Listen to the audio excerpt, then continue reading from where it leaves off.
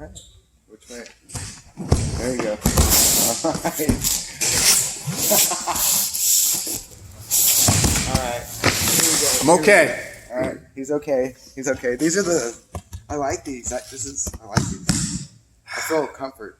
Foam. I feel comfort when I step on them and I'm around them. Makes my butt feel happy.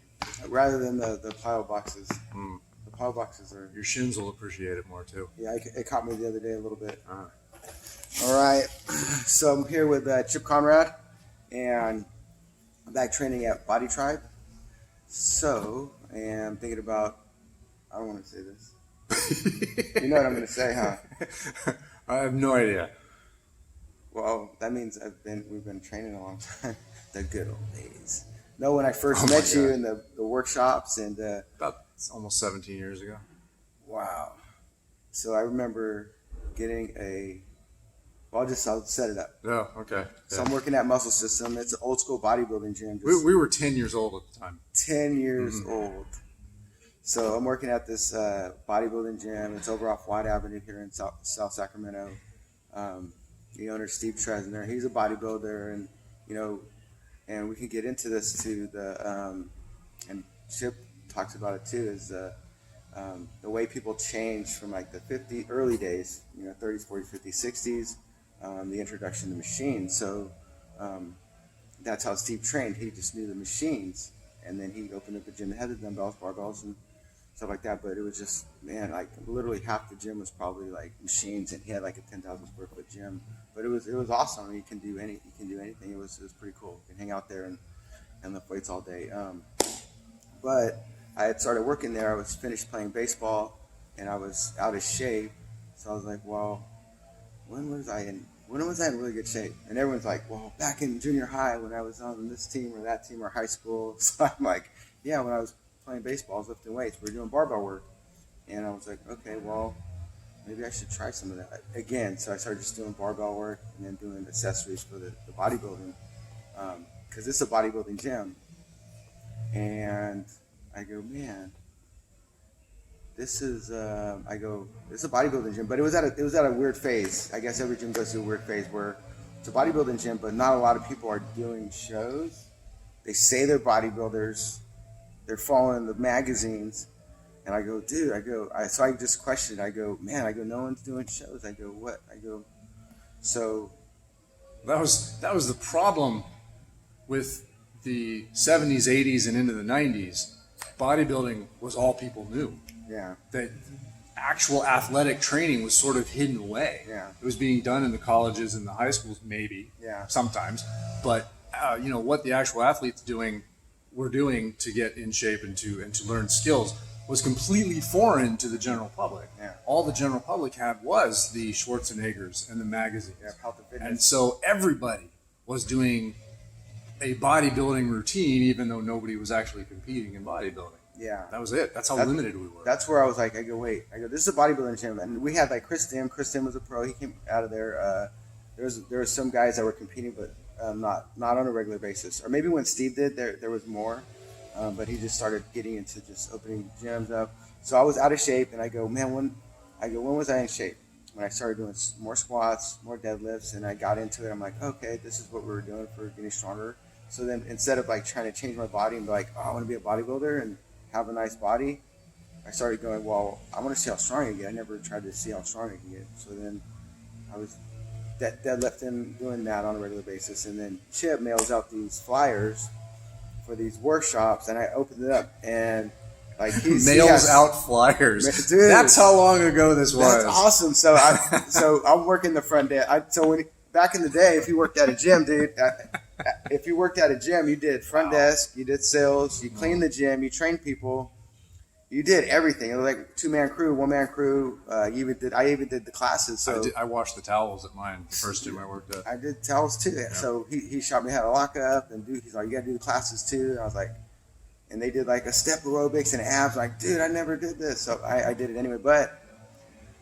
So I opened up the flyer. I'm like, man, I go, he's doing deadlifts, what are kettlebells, man? I go, wait, you're mixing dumbbells and he's mixing all these dumbbells and kettlebells and this movement. He's like, I go, man, this stuff is like, was like, wow, this is crazy. A whole new world. Yeah, so I go, dude, I'm going. So it was like I got it like a month before, and then I just looked at the. I want to see that flyer. I don't remember that flyer. I looked at the flyer. I think I still have it.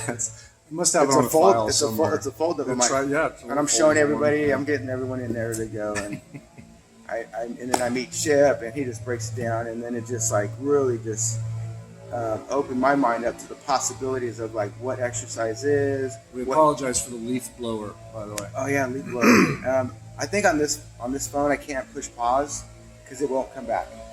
They hear a leaf blower.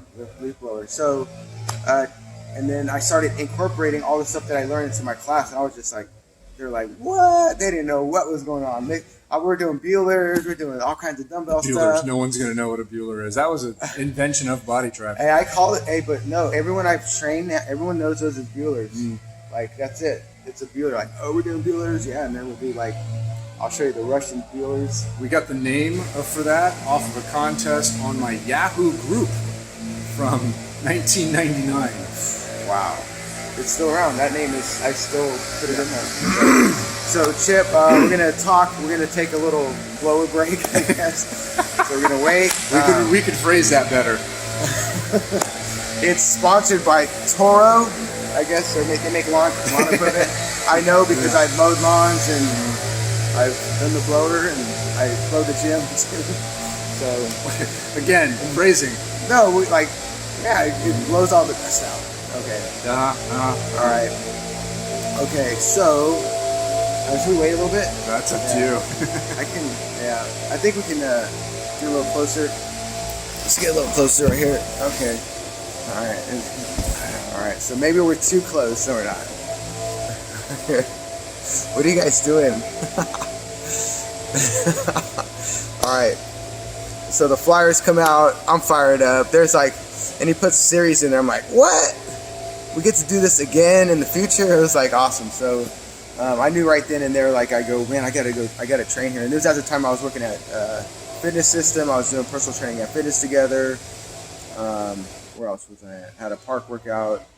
I was training at another gym, Capital City, right here on Freeport and Florin. And so the flyers, Chip introduced. Now everybody's doing this and doing this. Yeah. And they've they changed it up. Now it's kind of, I would say, man, I want to say this, but so I would say now Chip's style and the style that I've adopted and learned, and like, you know, every trainer has a certain style blend, but we want to help people and get them fit.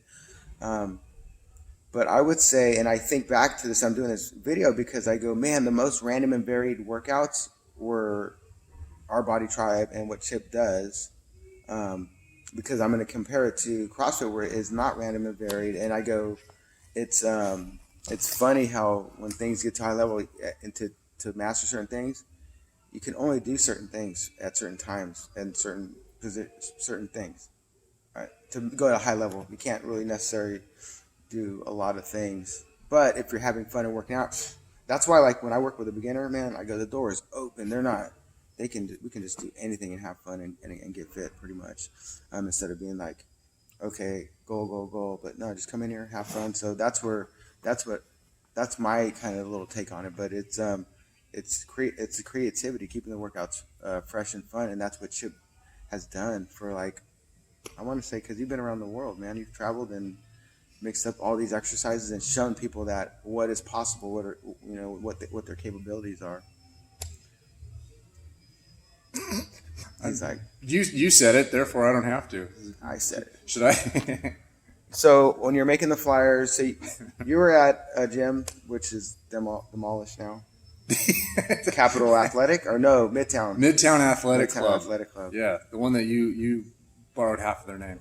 No, because they were gone by the time you came around. So yeah, Midtown Athletic Club on the corners of 14th and H is now, well, funny enough, the racquetball annex of Midtown Athletic Club is now a CrossFit, but the original gym is just a bare lot now. It's been torn down. Right next to Music Circus if you're in Sacramento. Okay.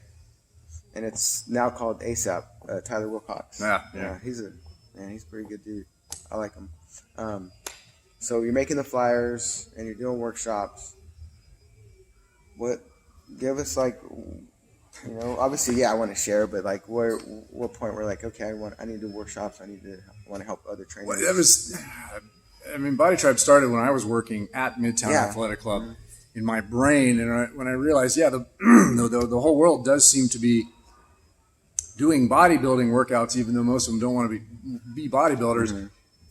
And as we're learning body part workouts, we're not actually learning movement. Mm-hmm. We're not learning how to be stronger outside of the gym. Mm-hmm. We're just learning how to put plates on a bar and move dumbbells around in very specific body part specific ways. And I thought that's not actually what movement is. And there's a part, I didn't have any athleticism in my past in high school or anything, except as a kid when I played and crawled and just explored. Yeah. And so I think that's what it was, that I have a constant curiosity and a constant need to explore. Mm-hmm. And I realized that the modern gym setting, the fitness industrial complex, as I put it, doesn't have. It's a huge complex, and it's geared to distract us from our bodies rather than actually create a better relationship with our body. Yeah. And if you are if you have that huge curiosity and that need to explore what you're capable of, the industry is actually not providing that, and it's trying to sell you categories of movement. It has taken movement and put it into all these categories and selling them to you as products. And once movement becomes a product, it's not your journey anymore. It's somebody else's journey that's been prepackaged. Mm-hmm. And so, about almost 20 years ago, Body Tribe's been around for 17 years, but it started earlier than that when I was a younger trainer thinking, this just doesn't feel right. What's happening in the industry right now doesn't feel right. You'd go to a fitness conference and everybody's just saying the same blah, blah, blah. And it just, it doesn't feel natural. I want to know what they were saying. Oh, like, what were some of the processes? I remember one workshop in particular that cracked me up. It was the creation of the perfect rep. This was in probably 1997, 98 at an URSA convention. And one of the workshops there was how to create the perfect rep. And I was kind of excited about it because I thought maybe it was going to tap into something I was trying to understand. Yeah. The observation of the body while you're there, the concept of being present, the awareness that I think we need to bring to workouts, which isn't happening. It was all about the correct time. You had to do a certain amount of time on your negative and a certain amount of time on your concentric, and they had science to back it up and all that. And I thought, this is crap. And they had nobody's body is asking for that. Nobody's body is saying, I'm going to do 3 seconds down, 2 seconds up, or whatever the number was. That's not how our bodies want to understand movement. Mm-hmm. And so when our brain gets that involved, when our brain tries to demand and control the body like that, that's not a relationship with your body. Mm-hmm. It is. It's an abusive or controlling relationship, but it's not working with the body. And so I've yet to see the fitness industry create any sort of program where we're actually trying to work with our body. Well, because you started the body weight movement and doing body weight in Michigan, I want to say yoga. I said out loud, yoga. Mixing some yoga, all the body weight stuff, and all the trainers. Yoga, by the way. Well, they're not calling it yoga, but they're knowing now because you brought it to the forefront of like stretching and like you do the series of the hip opening. You do it. All movement. All movement to prepare your body and mind for whatever a dumbbell session or a barbell, whatever is on the menu for that day. But then now you have that. But that now is added into people's workouts, and I feel like you started. Yeah, there was this thing where we have these categories. All this bleach, man. I know, there's all this bleach in here. We're not properly social distancing, but we've been drinking bleach all day, so we're fine. We have a bleach shower curtain. So my allergies are kicking up right now, so I'm just telling everybody it's the blower. It's the COVID. Yeah, the blower. So there's this. The industry has been selling us the categories of movement, where you do your strength training, but that's not the same as your mobility, your stretching. That's different, but you need both. Yeah. Oh, but then you need this thing called cardio. You need these 3 things. Okay, so there's all these categories. Now you're making sense because not that you weren't making it before. Now you can see how it's being separated. And the body has no idea what any of these things mean. Yeah. And so I rather have people learn skills, movement skills. And when you break down movement to skills, to some basic fundamental skills, being able to pick something up, being able to crawl on the ground, being able to tumble, being able to put something over your head, being able to carry something. Yeah. When you have basic skills and you're working on constantly growing those, you cover all the bases. You're going to create more mobility in the body, or you're going to use the mobility training simply to make you better at those skills. The big goal of mine is not to get better at being in the gym. Yeah. It's to create, using the gym simply as your training to then go actually have a movement practice. The gym is not your movement practice. The gym is the training to go have a movement practice. Yeah. But the industry has completely sold it to us as this is your entire movement practice and you're going to pay for it. And so we believe, and we've seen this a lot during this COVID-19 time, we've seen this whole, I got to get back to my gym. Well, then you're missing the point. The gym is to simply give you some strength and some ability to get the fuck out of the gym and go have an actual movement practice. Or to just be good at stuff outside of the gym. Yeah, just to Not necessarily have skills. Yeah. You train your skills in the gym, and then you go use your skills. And what we're seeing a lot of now is the belief that, the skills are supposed to be at the gym. I'm supposed to be good at gymming. I'm supposed to be good at, we squat no longer to make ourselves better, but just to get better at the squat. Well, I'll throw this into the social media and just like, people like sharing their workouts. It's like, okay, like. My workout's better than your workout. Well, just the fact that it's like, I could just think back when I started, it was just like, I worked out, I feel good, now I can do other things in my life. But obviously I thought about training more than probably the average person, but it wasn't like I needed to tell everybody because I think I got something that was for me. And it made me better to be around other people. Your personal journey. Yeah, so it made me a better person. Now it doesn't count unless you share it with the world. Well, and that's the thing. And I'm, I've been back and forth. I'll go on the social media and then I'll post. So now I'm like, okay, I'm posting because, I got to be on there. I have to be on there. You're a business person. Yeah, so I'm attracting new clients, letting people know that I'm still training. So that aspect, but also I just like to focus on helping other people get better. But it's just that balance. It's like, well, I already know what I can do, and I'm not trying to do it for anybody else. I'm just doing it because people, I guess, like to be entertained so much on the Instagram, like so much. It's like I don't quite get that. But that's the fitness industry in terms of like, okay, posting and sharing, and like maybe, like you're making a couple videos a week, posting at a good pace, and now it's like, you got gyms that are hiring these companies, and they got all this content, and it's like, it's so much just entertainment. Like you just want to watch. Yeah, they're not influencers. The term influencer is very misleading. They're not so much influencers as they are entertainers. And marketing. Yeah, exactly.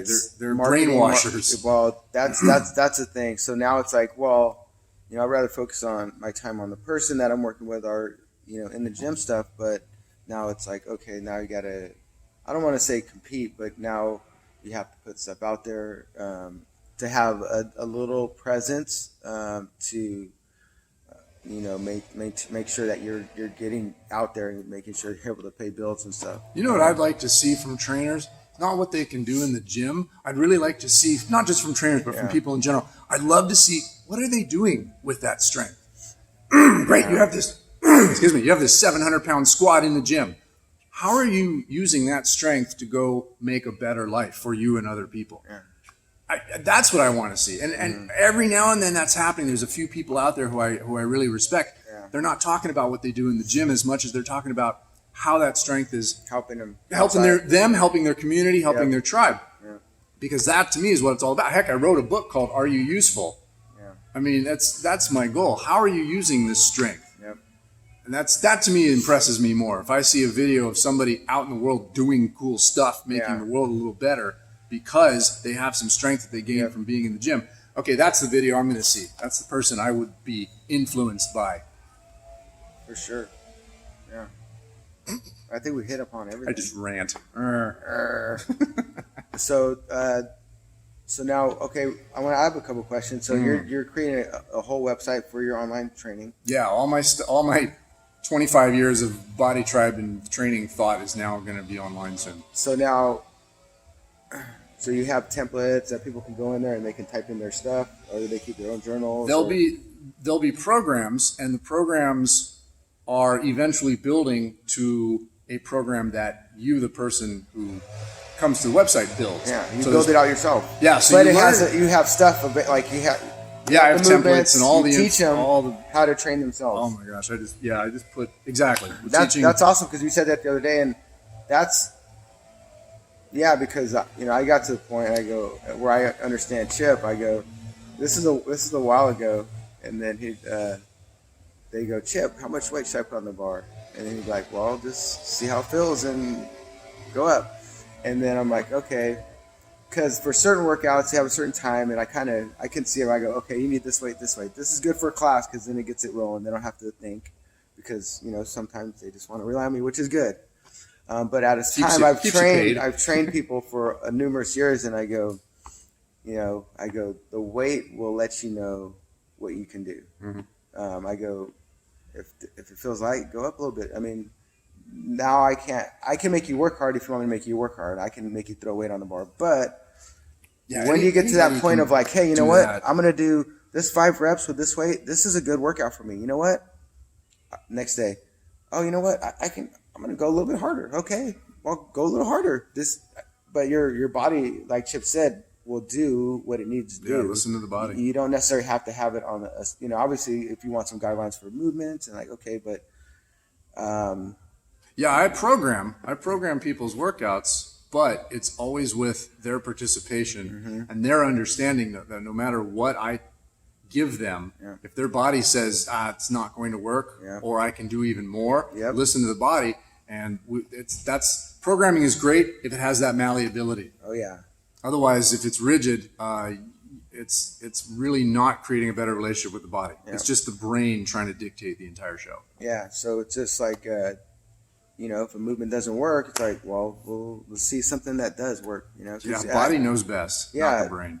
There's a lot of, people are following a lot of online programs where it's like this, and this. Cookie cutters. And it's like, well, you can swap out stuff. It doesn't necessarily matter what you do. You like the whole goal. Like I know for me, just growing up, I go, the gym should make you feel confident. You should feel confident and like good after you leave. And it doesn't matter. I didn't put a weight attachment to, if I don't lift this weight, then my whole year's done, my week's done. No, I go, I'm gonna, actually. Weight on the bar doesn't mean anything. Yeah, it's like I feel confident, I feel good about this workout, and this didn't feel good. I'm gonna switch it up and do something that will make me feel good, or get some kind of confidence, and that's just knowing, okay, this is not today, and I'm gonna swap it out, and it's okay to not do exactly what you planned. Yeah. Because the body's going to tell you. And then one thing you're talking about, feeling good after a workout. Let's strive to feel good during the workout. Yeah. There's nothing wrong with in the middle of your set of squats just smiling and thinking, look at what I can do. Yeah. Why do we have to wait to the end of the workout? I know people always work out and then at the end of it they say, I feel great now, but I didn't feel great coming in. Yeah. Stop in your workout during the actual workout and ask yourself, why aren't I feeling good right now? Yeah. Hopefully you can find joy within the expression of movement right then and there. Yeah. Awesome. All right, guys. That's Chip Conrad. He's going to send out flyers to you. So just send us your address. No emails. Yeah. Flyer. I'm going to look for that flyer. That'll be the next episode. Mm-hmm. All right. So Chip, thank you very much. We appreciate your time. Thank you. And should we do the walkout?